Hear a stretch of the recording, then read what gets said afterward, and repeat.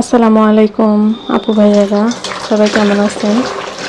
এতক্ষণ ভাবতেছি কি রান্না করব, কেউ তো কোনো বুদ্ধি দেন না, মাথা ধরে না। প্রতিদিন কি রান্না করবো আর ভালো লাগে না। তো এই তো এতক্ষণে মাথায় আসলো যে এই শসা দুইটা মাছ দিয়ে রান্না করি। তো আপু ভাইয়ারা আজকে সাথে থাকেন, শসা রান্না করব এটা আর কি আপনাদের সাথে শেয়ার করি। তো এখন ছিলাই নিব, ধুয়ে নিলাম একটু, এখন পরিষ্কার করে নিই। এই তো যেই কথা সেই কাজ, 1 মিনিটও লাগে নাই আমার শসা ছিলিয়ে নিতে। তো মেশিন দিয়ে ছিলিয়ে নিছি, এখন খালি কেটে নিব। তো আমার স্ট্যান্ড না থাকার কারণে আর কি আমি ভিডিও করতে পারতেছি না। স্ট্যান্ডটা হঠাৎ করে একদিন ভেঙে গেল, আর বাইরে যাওয়া হয় না, কেনাও হয় না।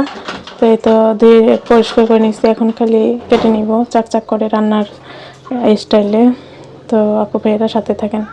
আপু ভাইয়েরা এই তো আমার তেলেস মাছ হয়ে গেছে, ছিলানো কাটা বাছা ধোয়া তেলেস মাছ হয়ে গেল। আমি একটু মোটা মোটা করে কাটলাম। এখানে দেখেন দুইটা শসা কিন্তু একটু মোটা মোটা করে কাটলাম।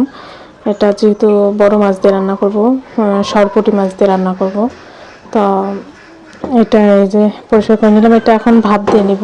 আপনাদের অনেকেরই আছে শসা রান্না করলে দুধ গন্ধ লাগে, আমিও খেতে পারি না, আমার কাছে দুধ গন্ধ লাগে। কিন্তু এখন এইভাবে রান্না করলে আর লাগে না, আমি এটাকে ভাত দিয়ে ফেলে নিব। ধুয়ে টুয়ে নিলে আর কি দুধের গন্ধটা থাকে না। এটা অনেকেরই কাছে হতে পারে, আমার কাছে তো এরকমটাই হয়। তো সাথে থাকেন, দেখতে থাকেন কীভাবে রান্না করি, গ্রাম্য স্টাইলের রান্না। তো অবশ্যই ভালো লাগবে, আর ভালো লাগলে অবশ্যই লাইক কমেন্ট শেয়ার করে এবং সাবস্ক্রাইব করে পাশে থাকবেন। তো আপু ভাইয়েরা চলেন এগিয়ে যাই। আপু ভাইয়েরা রমজান মাস, তো মাছ মাংস সবই শেষ, ডিম সবই শেষ, মাছ মাংস শেষ। কারণ রমজান মাস কাটা বাচ্চা ধোয়া এগুলোর কষ্টের কারণে আনা হয় না, বাজার করা হয় না তেমন, যা আছে তাই দিয়ে চলতেছে। তাই তো এই 3 পিস মাছই আছে আমার কাছে, বাটা মাছ, আর সব শেষ সরপুঁটি মাছ, আর সব শেষ হয়ে গেছে।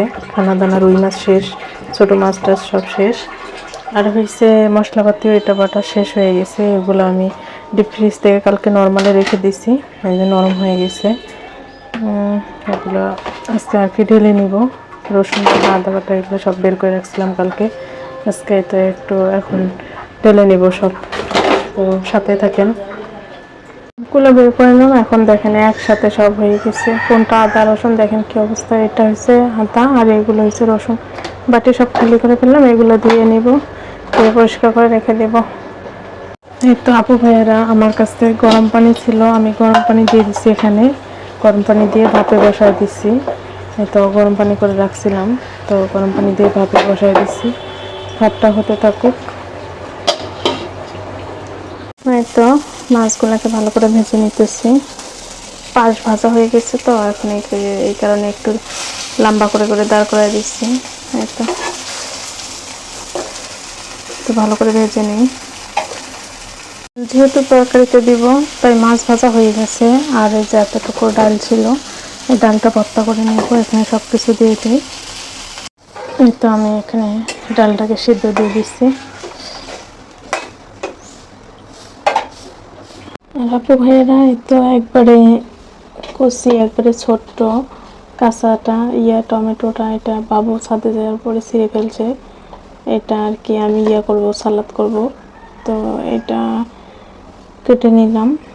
আর কে কে কাঁচাটা সালাদ খেতে পছন্দ করেন অবশ্যই কমেন্টে জানাবেন। কিন্তু আমার কাছে খুবই টেস্ট লাগে, এমনিতেই 2 প্লেট ভাত খাওয়া হয়ে যাবে এই কাঁচা টমেটো সালাদ দিয়ে, খুবই টেস্ট।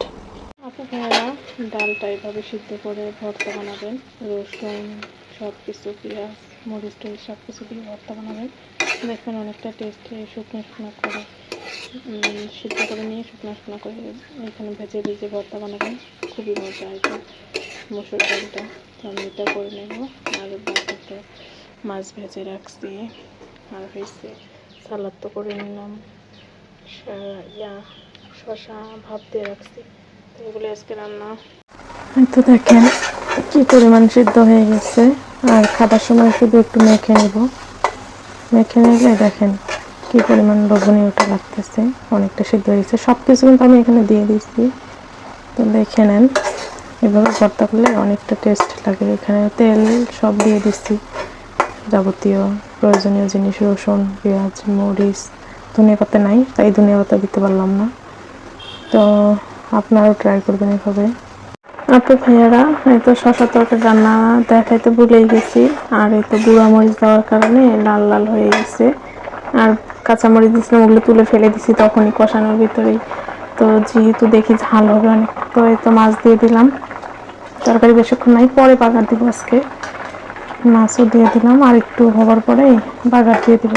ঝোল শুকাই গেছে একবারে, বেশি ঝোল রাখবো না।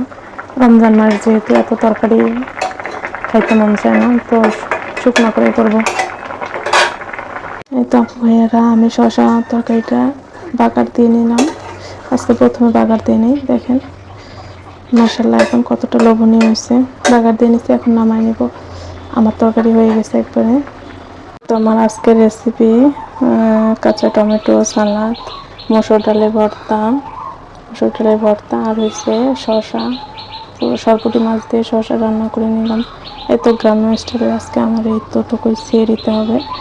তো আপু ভাইয়ারা, আমার যতটুকু সামর্থ্য ছিল এতটুকুই আপনাদের সাথে শেয়ার করলাম। তো ভিডিওটি কেমন লাগছে অবশ্যই কমেন্টে জানাবেন।